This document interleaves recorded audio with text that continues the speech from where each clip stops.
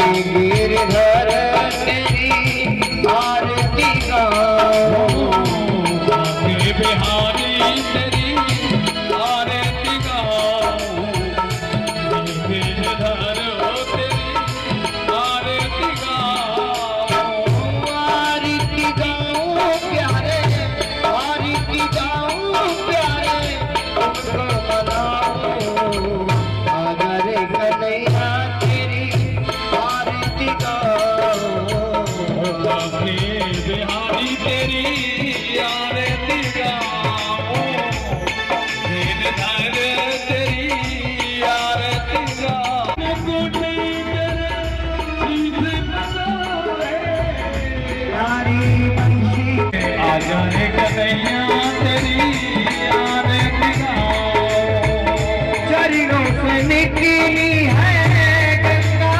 प्यारी, चरणों से निकली है गंगा प्यारी, जिसके साथ उन चरणों में नित्य, उन चरणों में नित्य शीश नवाऊं, बांके बिहारी तेरी आरती गाऊं, गिरधर तेरी आरती गाऊं।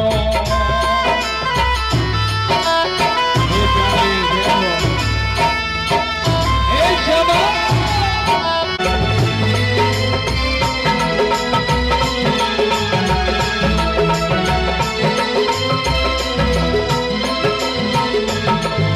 दास अनाथ के नाथ आप हो, दासी अनाथ के नाथ आप हो, सुख दुख जीवन प्यारे साथ आप हो, सुख दुख जीवन प्यारे साथ आप हो, हरि भक्ति में अपने हरि भक्ति में अपने मन को लगाओ, अरे कन्हैया तेरी आरती गाऊं, बांके बिहारी तेरी आरती गाऊं, श्री हरिदास के प्यारे तुम हो, श्री हरिदास के प्यारे तुम हो, तेरे मोहन जीवन धन हो, तेरे मोहन जीवन धन हो, युगल छवि के नित प्यारी छवि के दर्शन पाओ, आधारे कन्हैया तेरी आरती गाऊं, बिहारी तेरी आरती गाऊं, गिरधर तेरी आरती गाऊं, बांके बिहारी तेरी आरती गाऊं, कर्पूरी करुणावतारम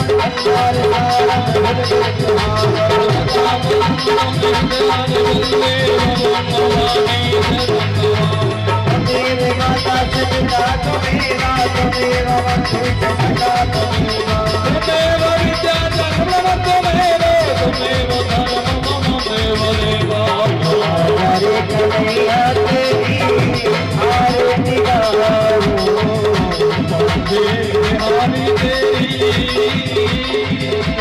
आरती गाऊं।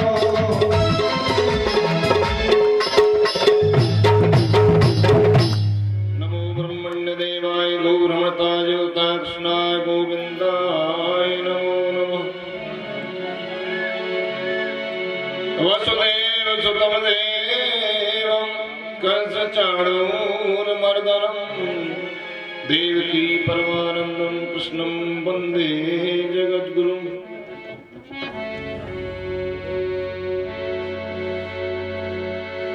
किशेष गणेश हो या व्यास सुख शारदा, पास का न पार कोई गाय के गुणगाथ है। तेरे बिना विश्व की अशक्त सब शक्तियां, आदि शक्ति तू ही सब शक्तियों की नाथ है। कि विश्व विष्णु विरंचो महेश या हो या अन्य कोई, सबकी लगाम जगदम्ब तेरे हाथ है। कौन शक्तिमान तुझे छोड़ के हुआ सशक्त, जिसका झुकाना तेरे चरणों में नाथ है।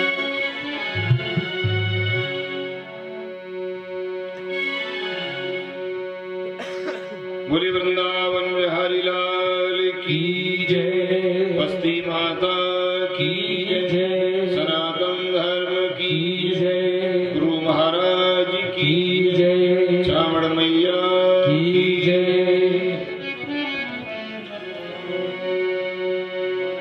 कृपया सभी भक्तगण भगवान की कथा में आकर के आसन ग्रहण करें।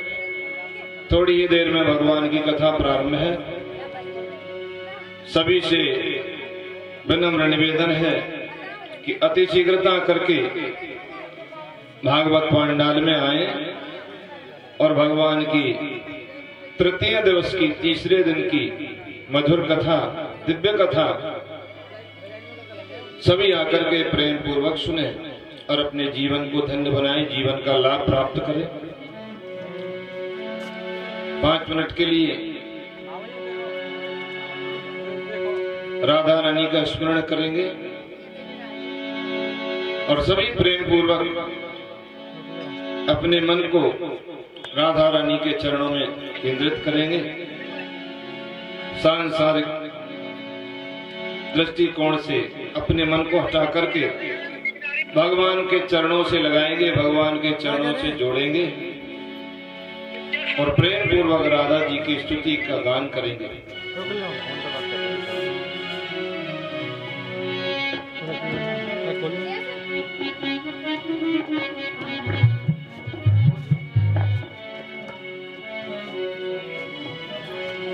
हे राधा करुणा की धार, श्याम प्रेम रसिया, राधा करुणा की धार, श्याम प्रेम रसिया, राधा करुणा की धार, श्याम प्रेम रसिया, राधा करुणा की धार, श्याम प्रेम रसिया, राधा करुणा की धार।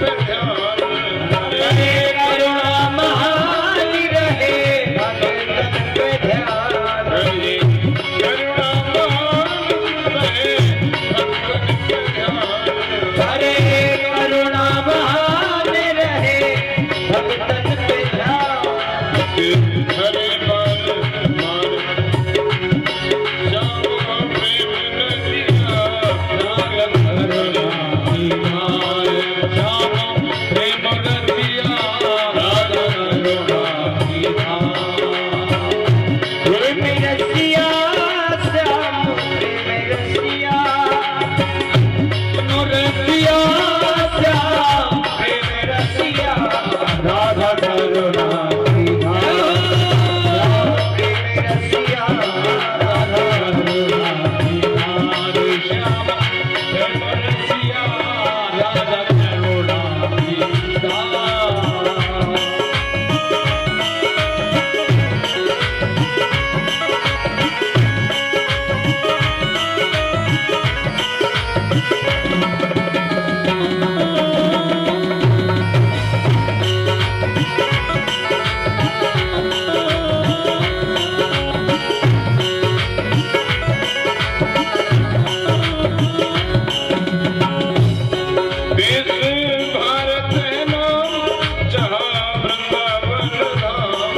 देश भारत है नाम जहाँ वृंदावन धाम। देश भारत है नाम जहाँ वृंदावन धाम। देश भारत है नाम जहाँ वृंदावन धाम।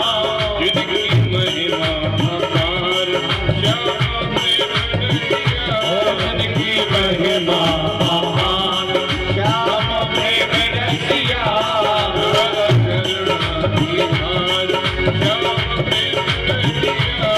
राधा करुणा निधान श्याम प्रेम नदिया। राधा करुणा निधान श्याम प्रेम रसिया। राधा करुणा निधान श्याम प्रेम बसिया। श्याम मन बसिया। श्याम प्रेम रसिया प्यारो मन बसिया। राधा करुणा निधान श्याम प्रेम रसिया। राधा करुणा निधान श्याम प्रेम रसिया। राधा करुणा निधान।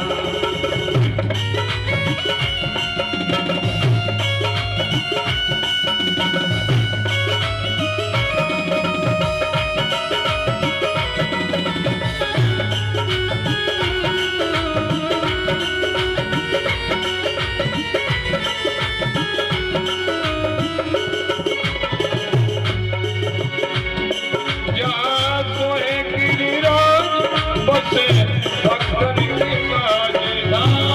कोई गिरिराज बसे भक्तन के काज। जहाँ सोहे गिरिराज बसे भक्तन की लाज। सोहे गिरिराज बसे भक्तन के काज। हरि रूप अवतार श्याम प्रेम नदिया। हरे रूप अवतार श्याम प्रेम रसिया। राधा करुणा निधान श्याम प्रेम नदिया। राधा माधव कहते विचार नाम जपो बार बार। माधव कहे यूं विचार नाम जपो बार बार। माधव कहते विचार नाम जपो बार बार। माधव कहे विचार नाम जपो बार बार। राधा माधव की महान प्रभु प्रेम नदिया। राधा माधव की महान प्रभु प्रेम रसिया।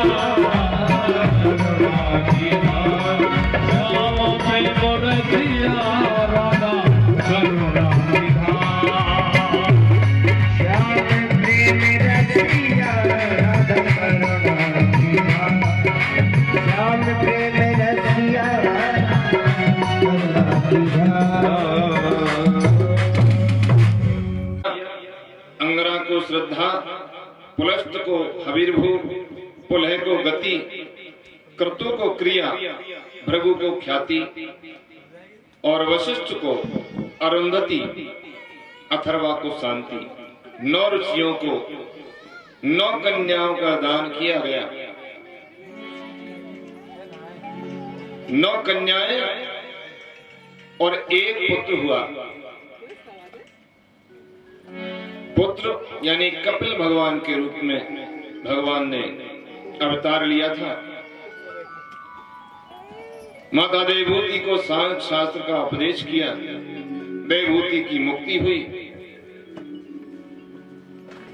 अनुसुईया अत्रि ऋषि की धर्म पत्नी, महान पतिव्रता, उन्होंने अपने पतिव्रत धर्म से तीनों देवताओं को छोटे छोटे बच्चे बना दिया। उनके अंश से दत्तात्रेय, दुर्वासा एवं चंद्रमा नाम के पुत्र प्रकट हुए। दत्तात्रेय जी का अवतार हुआ। दक्ष प्रजापति की छोटी कन्या का नाम सती, उसका विवाह शंकर भगवान के साथ में हुआ। दक्ष ने शिव का अपमान किया। माता सती ने अपने शरीर को यज्ञ में भस्म कर दिया, यज्ञ कुंड में भस्म कर दिया। आगे जाकर वे पार्वती के रूप में हिमाचल राजा के यहाँ प्रकट हुई, जन्मी और शंकर पार्वती जी का विवाह हुआ। अब आगे कहते हैं सुखदेव जी, हे परीक्षित,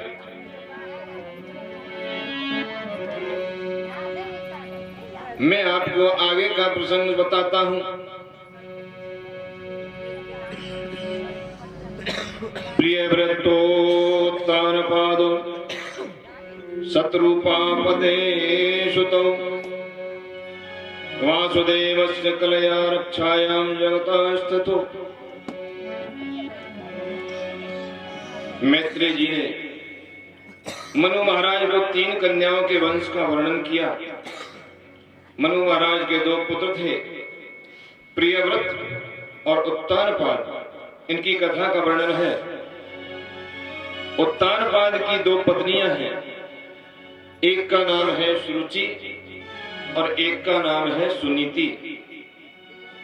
सुरुचि के पुत्र का नाम उत्तम और सुनीति के पुत्र का नाम था ध्रुव।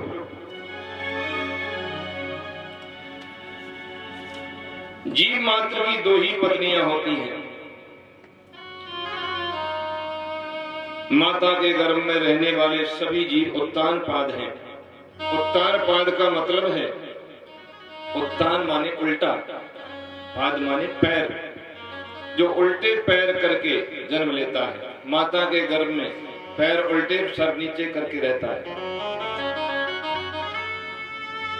पहले उधर से पेट यानी सिर बाहर निकलता है, उसके बाद में पैर बाहर निकलते हैं। तो हम सभी उत्तानपाद हैं। ये कथा जीवात्मा परमात्मा, जीवात्मा को परमात्मा से मिलाने वाली है। कथानक है, लेकिन इसके अंदर आध्यात्म भरा हुआ है। हम सभी उत्तानपाद हैं और जीव मात्र की 2 पत्नियां हैं, सुनीति और सुरुचि। सुनीति का अर्थ है धर्म मर्यादा। जब हम धर्म मर्यादा का पालन करेंगे तो समझना चाहिए कि हमने सुनीति से प्रेम किया है। नीति माने मर्यादा। और यदि सुरुचि से प्रेम करेंगे, सुरुचि का अर्थ है अपने मन के अधीन, सुनीति का अर्थ मर्यादा के अधीन, और सुरुचि का अर्थ है अपने मन के अधीन, अपने रुचि के अनुसार। हमारा मन जैसा कहे वैसा करें। यदि हम सुनीति के अधीन रहेंगे तो हम अपने जीवन को ठीक ठाक बना पाएंगे। धर्म मर्यादा के अनुकूल कार्य करेंगे तो हम सदाचारी बनेंगे। यदि जीव सुरुचि के अधीन होगा तो दुराचारी होगा। अतः उत्तानपाद राजा की 2 रानियां और 2 ही पुत्र। यदि हम सुनीति के अधीन रहेंगे, मर्यादा में रहेंगे, धर्म मार्ग का अनुसरण करेंगे, नीति रीति को जानने वाले होंगे, उसके अनुसार अपने जीवन को ढालेंगे, तो हमारे यहाँ पुत्र कैसा पैदा होगा? ध्रुव जैसा। और यदि सुरुचि के अधीन रहेंगे, अपने मन के अधीन रहेंगे, मनमाना आचरण करेंगे, नीति रीति मर्यादा से हमारा कोई लेना देना नहीं होगा, तो हमारे यहाँ कौन पैदा होगा? उत्तम जैसा पुत्र। हमें नीति से प्रेम नहीं है। इंद्रियों को और वासना को बहकाने वाले सुरुचि से ही हम प्रेम करते हैं। हमारा मन जैसा कहता है हम वैसा ही करते हैं। एक बार क्या हुआ, उत्तानपाद महाराज सिंहासन पर विराजमान है। उत्तानपाद को सुरुचि से प्रेम है। उनकी प्रिय पत्नी सुरुचि उनके बगल में बैठी हुई है और उसी का पुत्र उत्तम राजा की गोदी में खेल रहा है। ध्रुव ने देखा कि मेरा छोटा भाई पिताजी की गोद में कितने प्रेम से खेल रहा है, उसे कितना आनंद हो रहा है, क्यों ना मैं भी अपने पिताजी की गोद में जाकर के बैठूं, खेलूं। प्रत्येक संतान की इच्छा होती है कि माँ बाप का लाड़ मिले, प्यार मिले, माँ बाप की छत्र छाया में संतान उसका पालन पोषण होता है। संतान लाड़ प्यार में पलती है, लेकिन लाड़ प्यार इतना भी मत करो कि संतान को बुरी लत लग जाए, बुरी आदत लग जाए। यदि हम स्वयं संस्कारवान होंगे तो हमारी संतान भी संस्कारवान होगी।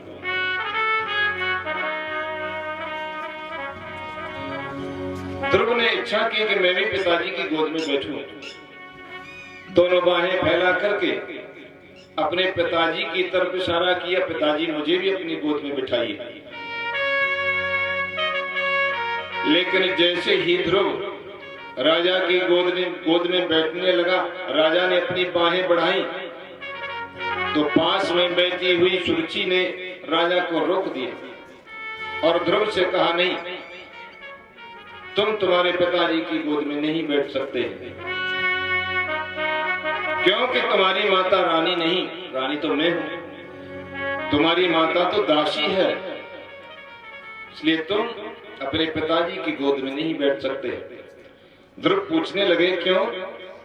क्या मैं अपने पिताजी का पुत्र नहीं हूं? मैं क्यों नहीं बैठ सकता हूं पिताजी की गोद में? मेरा भाई उत्तम भी तो खेल रहा है। सुरुचि कहने लगी, यदि तुझे अपने पिताजी की गोद में बैठने की इच्छा है तो जा करके भगवान का भजन कर, भगवान को प्रसन्न कर और भगवान को प्रसन्न करके ये वरदान मांग कि तुझे मेरी कोख से जन्म मिले। जब तू मेरी कोख से जन्म लेगा उसके बाद में तू तेरे पिताजी की गोद में बैठने का अधिकारी होगा। सुरुचि ने ताना मार दिया, बालक संस्कारी है, कुछ नहीं बोला। आंखों में आंसू भर करके रोता हुआ अपनी मां के पास में आया। माता पूछने लगी, बेटा क्या हुआ, तू रोता क्यों है? लेकिन ध्रुव कुछ नहीं बोलता है, क्योंकि संस्कारी बालक है। यदि मैं कुछ बोलूंगा तो माता पिता की अवज्ञा, उनकी बुराई करने का मुझे पाप लगेगा। सुनीति ने नौकर चाकरों से सारी बात को जाना, समझा और कहने लगी, बेटा कोई बात नहीं है, तेरी माता ने तुझे जो उपदेश दिया है वो तो सबको करना चाहिए। तेरी भी माता ने कहा है कि भगवान का भजन कर, तो भगवान का भजन तो सबको करना चाहिए, तुझसे कुछ बुरा नहीं कहा है। भगवान का भजन तो सबको करना चाहिए, तू बुरा मत मान, रो मत। लेकिन ध्रुव के मन में बात बैठ गई कि मेरी विमाता ने कहा है कि मैं भगवान का भजन करूं, भगवान को प्रसन्न करके उनका दर्शन करूं, तो क्यों ना मैं अपने पिताजी की गोद में बैठने के बजाय उस परम पिता की ही गोद में क्यों ना बैठूं? मुझे अवश्य भजन करना चाहिए। और हम भक्ति तभी करते हैं जब कोई बात हमारे दिल में खटक जाती है। जब तक हमारे अंदर दिल की गहराई में कोई बात नहीं बैठेगी तब तक हम भगवान की भक्ति, भगवान का भजन, भगवान का ध्यान नहीं कर पाएंगे।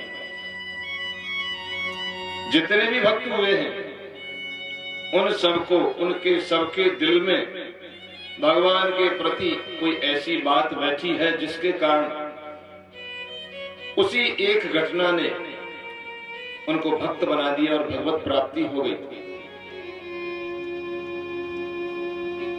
तुलसीदास जी को बात खटकी थी।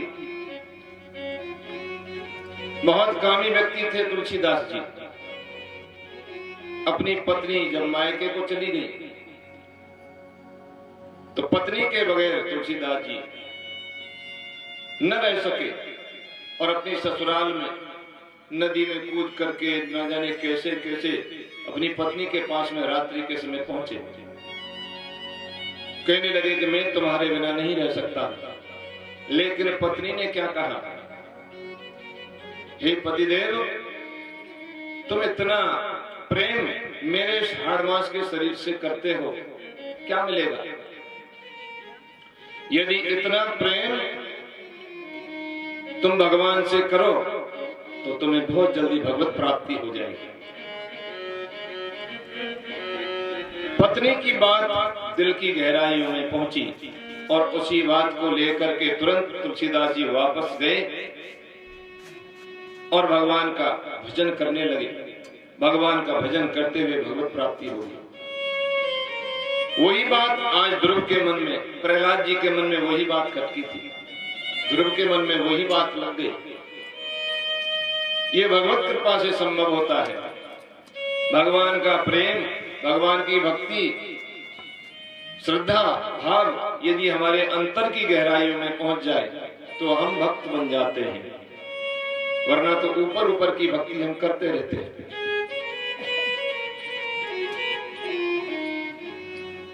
माता समझा रही है, बेटा कोई बात नहीं, तू ग्लानि मत कर, तू दुख मत कर। रात्रि के समय माँ बेटा दोनों सो गए हैं। सोते हुए ध्रुव को नींद नहीं आ रही है, माता तो सो गई, लेकिन ध्रुव के मन में वही विचार बार बार उठने लगा कि मुझे भगवान का भजन करना चाहिए, भगवान की गोद में बैठना है। बार बार वही बात घूम रही है, क्योंकि या तो कोई बात हमें अच्छी लग जाए या कोई बुरी लग जाए, कोई ऐसी घटना हो जाए तो हमें नींद नहीं आती है, कितना भी प्रयास करें नींद नहीं आएगी, वही बात बार बार घूमती रहेगी। ये हो क्या गया, ये क्या हुआ?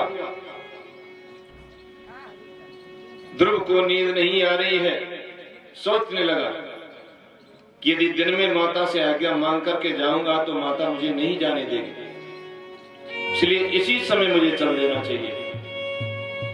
और भगवान की भक्ति ऐसे ही की जाती है, ऐसा नहीं सोचना चाहिए कि जब करूंगा तब करूंगा, ऐसे करूंगा वैसे करूंगा। भगवान की भक्ति करनी है तो तुरंत प्रारंभ कर देनी चाहिए। काल करे सो आज कर, आज करे सो अब, पल में परले होएगी, बहुर करेगो कब। भगवान का भजन करूंगा, भगवान का भजन करूंगा, करूंगा करूंगा करते करते सारा जीवन निकल जाता है, भजन हो ही नहीं पाता है। भगवान की भक्ति, भगवान का भजन कल परसों पर पीछे के लिए मत छोड़िए, क्योंकि जिंदगी का कोई भरोसा नहीं होता। तुरंत प्रारंभ कर दीजिए, आज से और अभी से भगवान की भक्ति प्रारंभ हो जाए तो कल्याण होगा। ध्रुव ने माता को प्रणाम किया, सोती हुई माता के चरणों की वंदना की, चरण स्पर्श किया, कहने लगा, हे माँ मुझे माफ करना, मुझे क्षमा करना, मैं तुमसे बिना कहे जा रहा हूं। अब तो मैं भगवान को प्रसन्न करके भगवान की गोद में ही बैठ करके उसके बाद मैं तेरे दर्शन करूंगा। ध्रुव कुमार सोती हुई माता को छोड़ करके चलने लगा। अनन्य भावे निजरम भावते मम स्वस्थाप्य भजस्व पुरुषम। स्वधर्म पालन से पवित्र बने हुए अपने चित्त में पुरुषोत्तम भगवान की स्थापना कर और अन्य सभी का चिंतन छोड़ करके केवल प्रभु का ही भजन कर।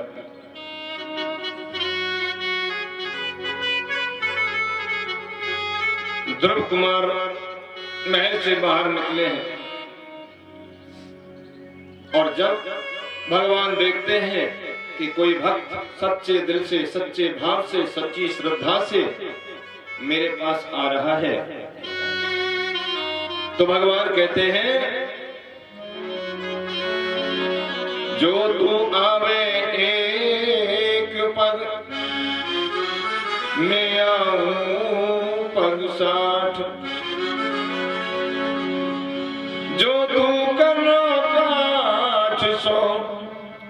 में लोहे की लाठ।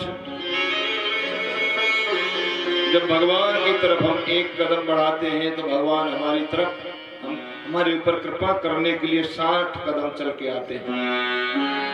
भगवान कहते हैं तू मेरी तरफ एक कदम बढ़ा के तो देख, मैं तेरे ऊपर कृपा अवश्य करूंगा। अबोध बालक और लक्ष्य कितना बड़ा, भगवत प्राप्ति। कई कई जन्म निकल जाते हैं लेकिन हमारे मन में ऐसा भाव, ऐसी श्रद्धा उत्पन्न ही नहीं होती कि हमें भगवत प्राप्ति करनी है।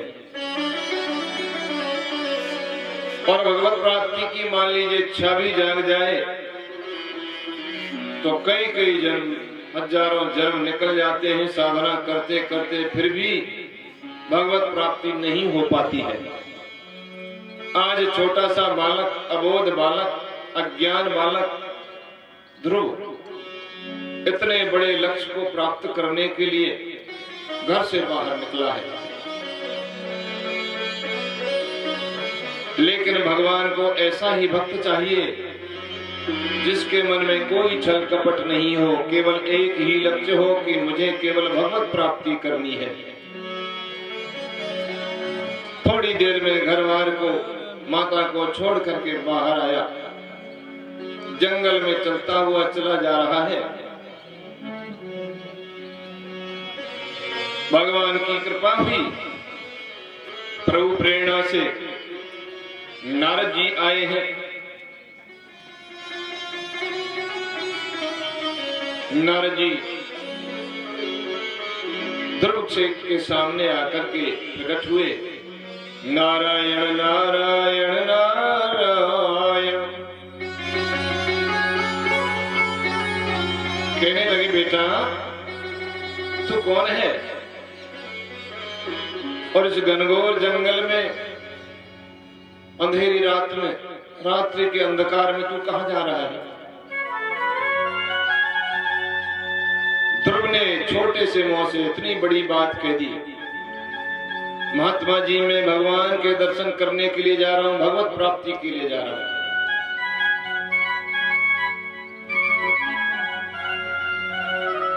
दोषीलो मात्र दोषेन पितृ दोषेन मूर्खता, कार्पण्यम वंश दोषेन आत्मदोषात् दरिद्रता। माता के दोष के कारण संतान चरित्रहीन होती है,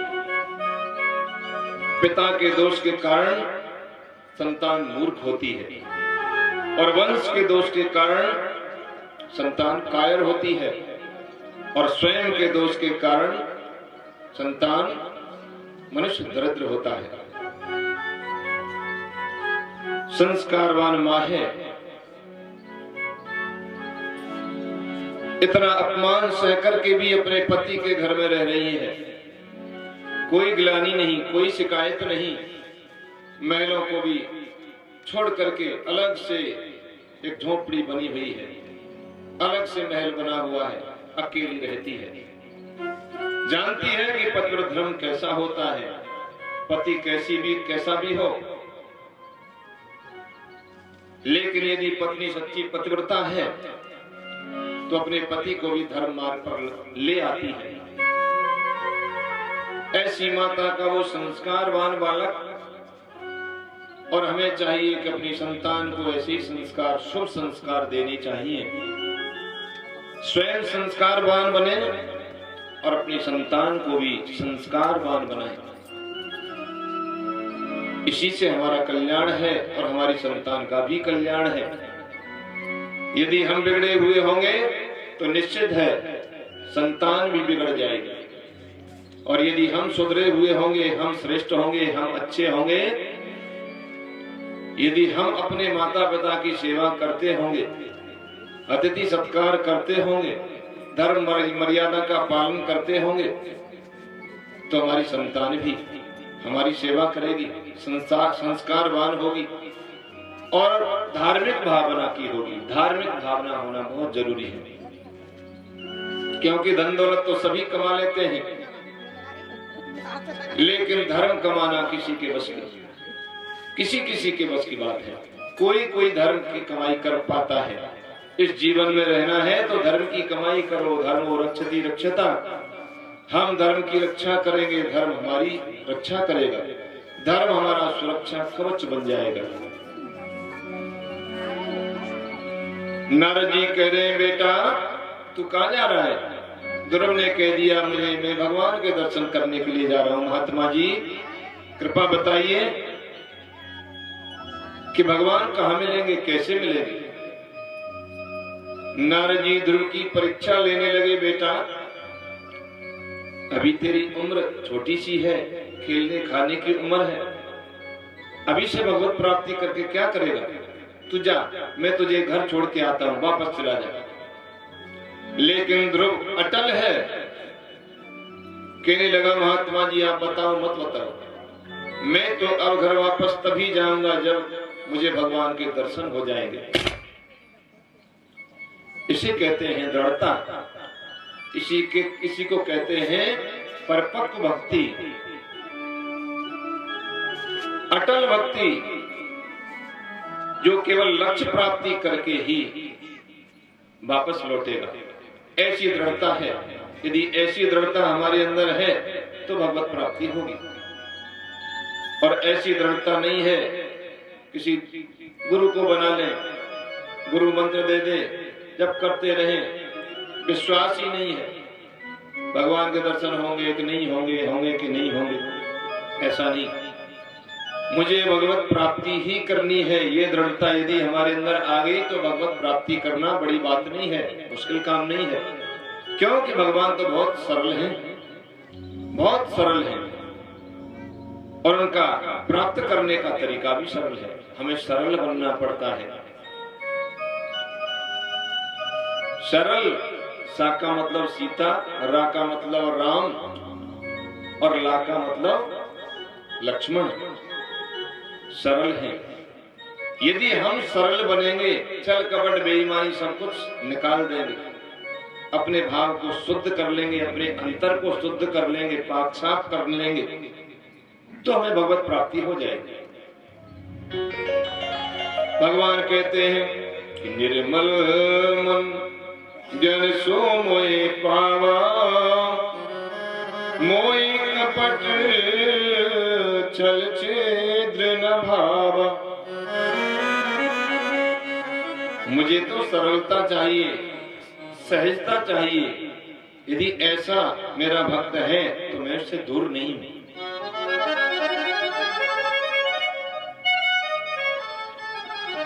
नारद जी ने परीक्षा ली और उसके अंतर को समझा, उसके अंदर को, गहराई को समझा कि बालक दृढ़ है, अटल है। तो एक मां तो होती है जन्म देने वाली, अपना दूध पिला करके बड़ा करने वाली, और एक दूसरी मां होती है गुरु, जो कि हमें परमात्मा से मिलाती है। गुरु हमें पुष्ट करता है। पुष्ट का मतलब है हमारे ज्ञान को दूर करके हमारे अंदर ज्ञान का दीपक गुरु जलाते हैं और हमें परमात्मा से मिलाते हैं। देखिए माँ एक तो होती है परमात्मा, वो भी माँ होती है, भगवान भी हमारी माँ है, पिता है, सब कुछ है।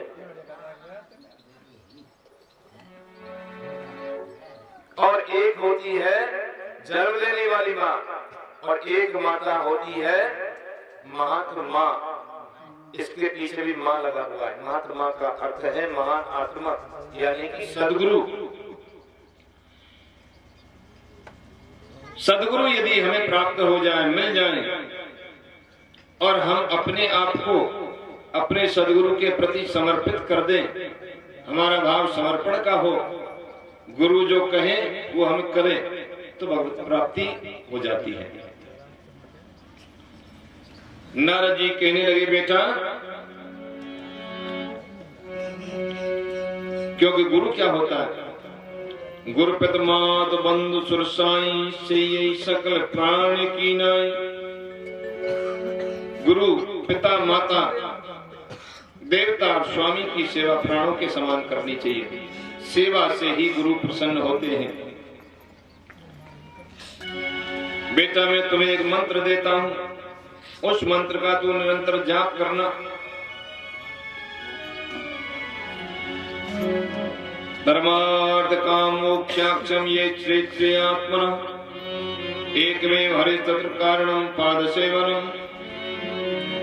जो व्यक्ति अपना कल्याण चाहता है, धर्म अर्थ काम और मोक्ष चारों पदार्थों को प्राप्त करना चाहता है, उसके लिए एक साधन है श्री हरि के चरणों की सेवा। धर्म परायण सुई त्राता राम चरण जाकर मन राता। जिसका मन प्रभु के चरणों में लगा हुआ है वही धर्म परायण है और कुल का रक्षक है।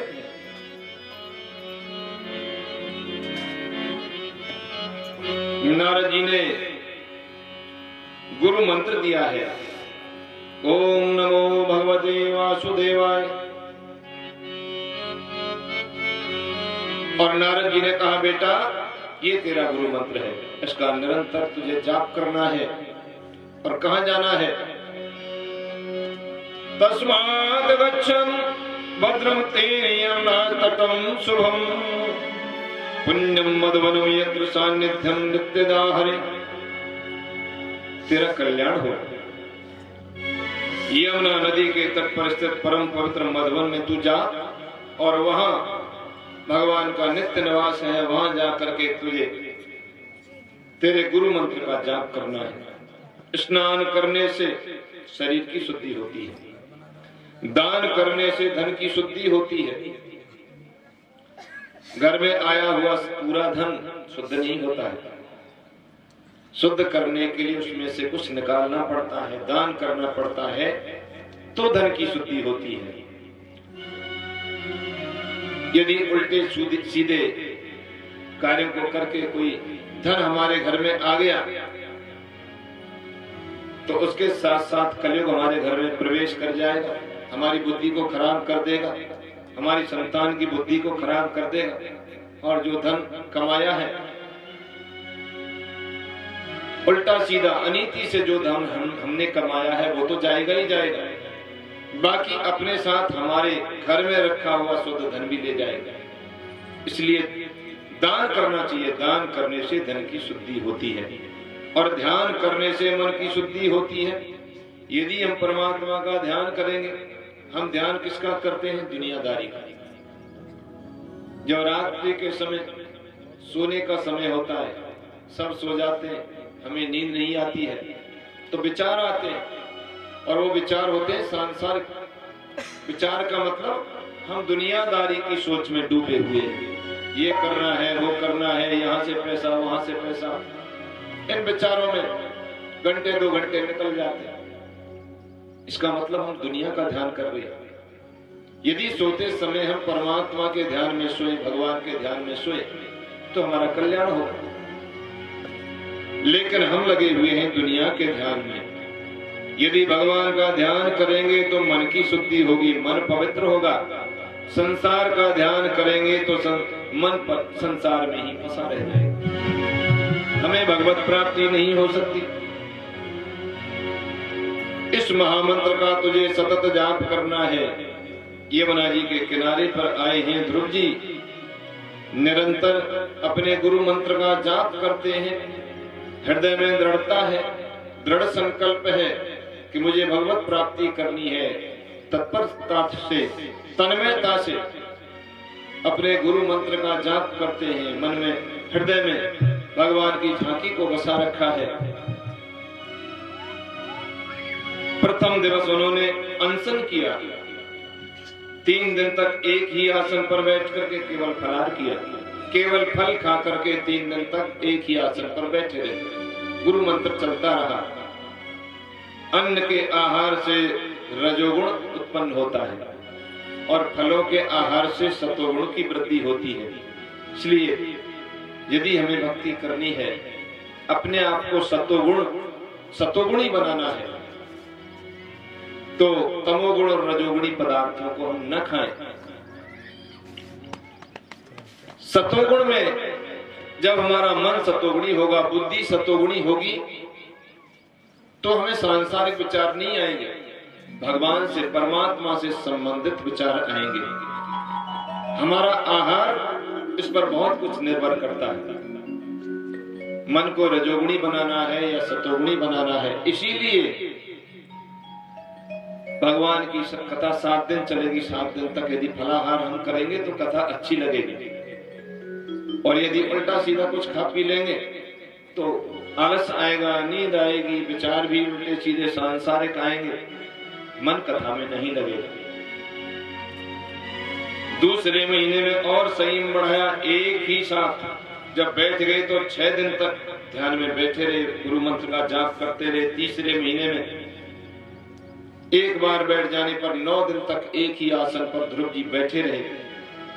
अब फलों का आहार भी छोड़ दिया, केवल वृक्षों के पत्ते खा करके बैठ जाते, जल पी करके बैठ जाते। धीरे धीरे संयम और बढ़ा। चौथे महीने में केवल यमुना जल पी करके, पत्ते भी छोड़ दिए, केवल यमुना जल पी करके 12 दिन तक एक ही आसन पर बैठे रहे। 12 दिन 12 रात।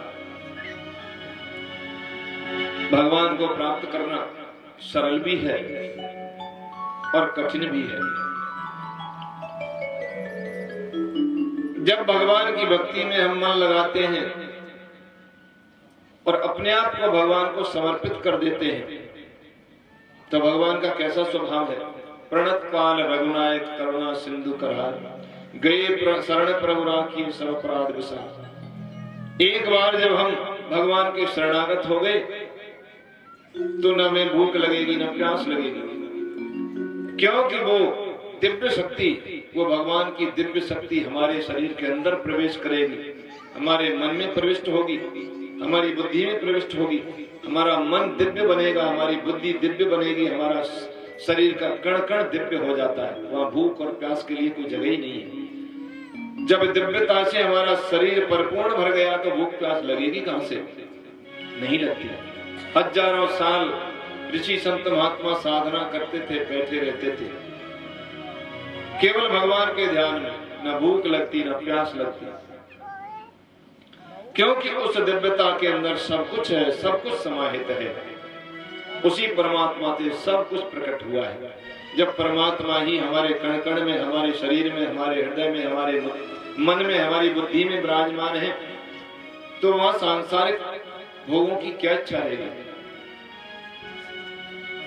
चौथे महीने में केवल यमुना जल पी करके 12 दिन तक एक आसन पर बैठे रहे। 5वें महीने में जल भी छोड़ दिया, केवल वायु भक्षण करके केवल सांस चलती रही। 15 दिन तक एक ही आसन पर बैठे। 6वें महीने में उन्होंने निश्चय किया कि अब जब तक परमात्मा मुझे दर्शन नहीं देंगे तब तक मैं अपने आसन से खड़ा होऊंगा ही नहीं। निश्चय अटल होगा तो भगवान अवश्य मिलेगा। वृत्ति ब्रह्माकार तो होती है, लेकिन वैसी ही बनाए रखना बड़ा कठिन है।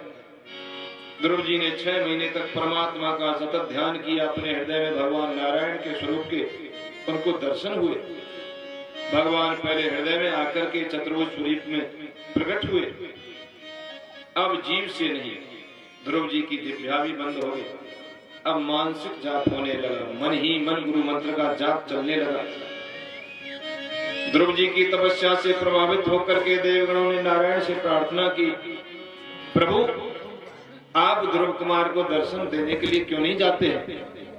भगवान कहने लगे, हे देवों, मैं ध्रुव को दर्शन करने के लिए नहीं जाऊंगा। क्यों भगवान? क्या ध्रुव की भक्ति में अब भी कोई संकोच संशय है? नहीं, संशय नहीं। मैं ध्रुव को दर्शन देने के लिए नहीं, मैं ध्रुव के दर्शन करने के लिए जाऊंगा। आज भगवान को भक्त के दर्शन करने की इच्छा हुई। उसका भोलापन, उसका सरल स्वभाव, उसकी श्रद्धा, उसकी भावना, उसका प्रेम देख करके आज भगवान को अपने भक्त की दर्शन करने की इच्छा हुई। मैं हूं भगतन को दास, भगवान कहते हैं तो मैं तो भक्तों का दास हूं। भगत मेरे मुकुटमणि, मेरे भक्त मेरे मुकुट में लगी हुई मणि के समान है। मैं सदैव भक्तों का सम्मान करता हूँ। भक्तों के चरणों की, संतों के चरणों की रज अपने मस्तक पर धारण करके मैं पवित्र होता हूँ। भगवान ने देवताओं से कहा कि मैं ध्रुव के दर्शन करने के लिए जाऊंगा। आज ध्रुव कुमार की भक्ति सफल हुई, ध्रुव धन्य हो गया। ध्रुव के समक्ष भगवान नारायण प्रकट हुए, कहने लगे बेटा ध्रुव मैं आ गया हूं, आंखें खोल। लेकिन ध्रुव के अंदर बसी हुई वो झांकी देख करके ध्रुव का मन, ध्रुव का सब कुछ भगवान से जुड़ा हुआ है। ध्रुव की बुद्धि मन सब भगवान में लगी हुई है। अब ध्रुव का बाहर का संबंध विच्छेद हो गया, केवल अंदर परमात्मा से जुड़े हुए आंखें नहीं खोलते। भगवान कह रहे हैं कि ऐसे तो न जाने कब तक मुझे ध्रुव के सामने खड़ा रहना पड़ेगा। इसलिए अपना जो स्वरूप ध्रुव के हृदय में प्रकट किया हुआ था उसको लुप्त कर दिया। जब अंदर ध्रुव को भगवान नहीं दिखाई दिए तो एकदम आंख खुली। आंख खोलते ही देखा कि सामने जो झांकी में अंदर देख रहा था वो मेरे सामने भगवान खड़े हुए हैं। और झांकी को देख करके ध्रुव किंग कर्तव्य विमूढ़, भगवान से एक तक जुड़ा हुआ, न बोलता है न कोई हरकत करता है, भगवान की झांकी की तरफ देखता हुआ चला जा रहा है। भगवान ने अपने शंख को ध्रुव कुमार के गाल से छुआया और सरस्वती को प्रकट किया। जैसे ही गाल से शंख को छुआया, ध्रुव को कुछ ज्ञान हुआ, ध्रुव को कुछ होश आया। देखा कि भगवान मेरे सामने खड़े हुए हैं। ध्रुव के मन में, ध्रुव की बुद्धि में सरस्वती ने प्रवेश किया और ध्रुव भगवान की आराधना करने लगा। योऽन्ता प्रविश्यमं वाचममां सुप्तां संजीवत्यखिल शक्तिधरा स्वधामना अन्यासहतचरण श्रवणत्वता पगादीन् प्रणन्नमो भगवते वृषाय तुभ्यम्। हे प्रभु आप सर्वशक्तिमान हैं, आप ही मेरे अंतःकरण में प्रवेश करके अपने तेज से मेरी सुसुप्त वाणी को चेतना युक्त करते हैं। मेरे हाथ पैर कान त्वचा आदि अन्य सभी इंद्रियों और प्राणों को चैतन्य आप ही करते हैं। ऐसे आप अंतर्यामी भगवान की मैं वंदना करता हूँ। हे प्रभु मेरी बुद्धि में प्रविष्ट होकर के उसे सत्कर्मों की प्रेरणा देने वाले प्रभु को मैं बार बार वंदन करता हूँ। अति हरि कृपा जाए पर होई, जिसकी भगवान के ऊपर विशेष कृपा होती है, पांव दे एहि मार्ग सोई। भगवान ने ध्रुव जी से कहा, हे ध्रुव मैं तेरी भक्ति से प्रसन्न हूं, अब तू मुझसे जो चाहे वो वरदान मांग सकता है। ध्रुव कहने लगा, भगवान मैं तो छोटा सा बालक हूं, मैं क्या जानता हूं क्या मांगना चाहिए क्या नहीं मांगना चाहिए। इसलिए भगवान तुम ही नीक लागे रघुराई, सो मोहि देहो दास सुखदाई। तुम ही नीक, भगवान जो तुम्हें अच्छा लगे वही वरदान मुझे दे दीजिए।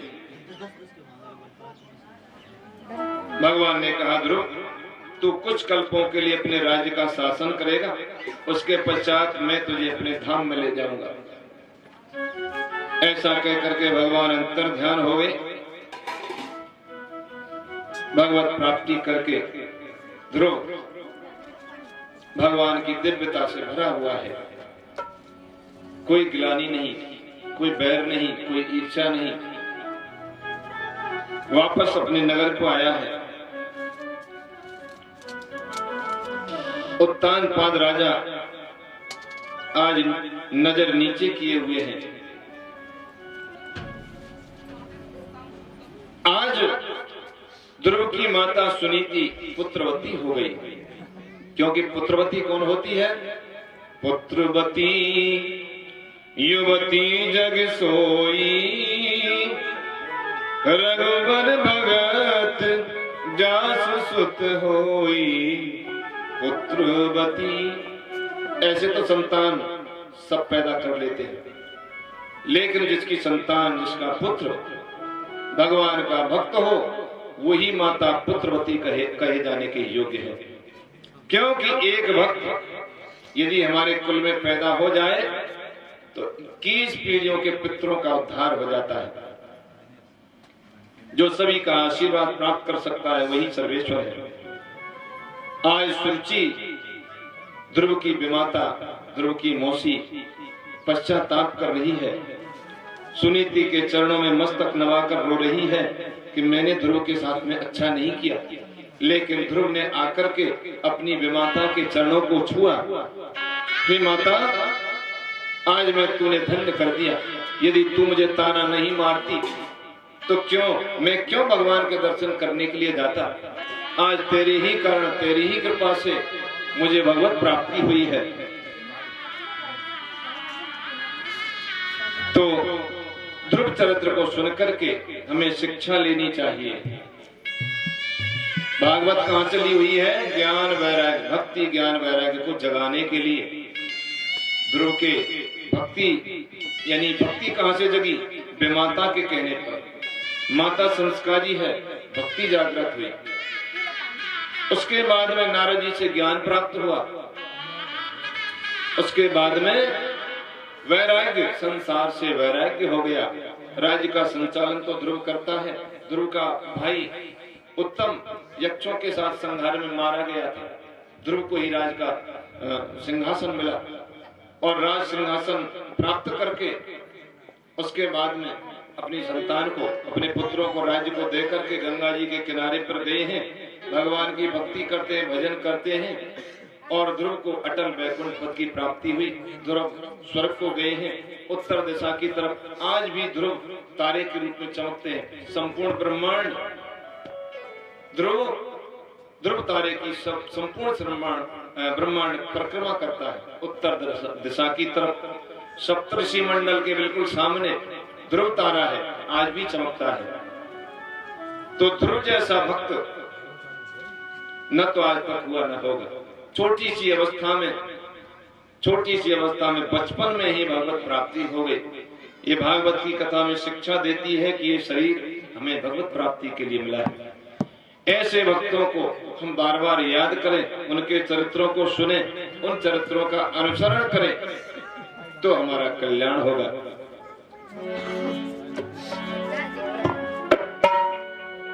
बोले बांके बिहारी लाल की।